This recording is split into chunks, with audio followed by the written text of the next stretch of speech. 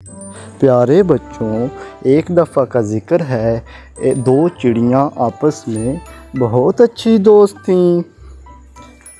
एक दिन उन दोनों की आपस में बातें हो रही थीं।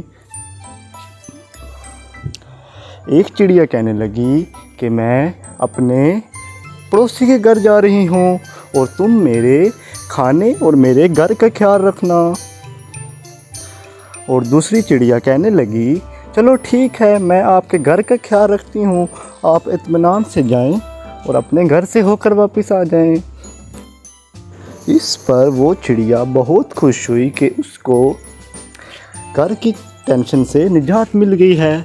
और वो दोनों चिड़ियाँ बहुत खुश थीं और उन्होंने हमेशा अपनी मुश्किल वक्त में एक दूसरे की मदद करती थीं।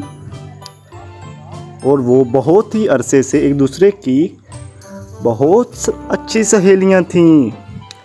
और उसने वो खाना वहाँ रख दिया एक चिड़िया ने, और वो वहाँ से अपने पड़ोसी के घर चली गई।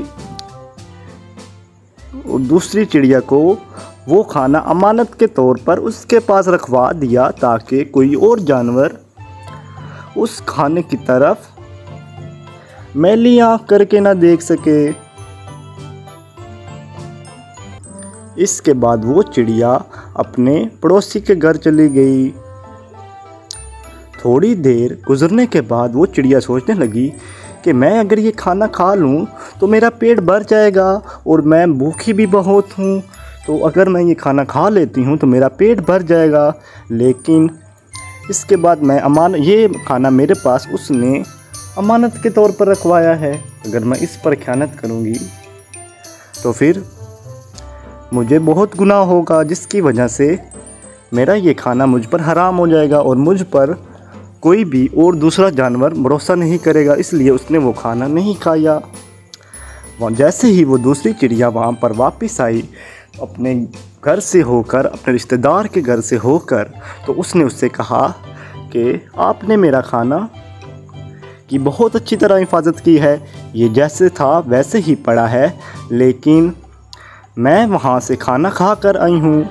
ऐसा करो कि ये खाना तुम खा लो और अपना पेट भर लो, क्योंकि मेरा पेट पहले ही भरा हुआ है।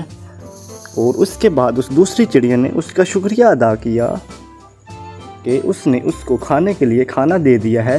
और उसको ये एहसास हुआ कि मैंने अगर इसको सच बोला है और अमानत में ख़यानत नहीं की, जिसकी वजह से मुझे ये हलाल रिज़्क मिल रहा है।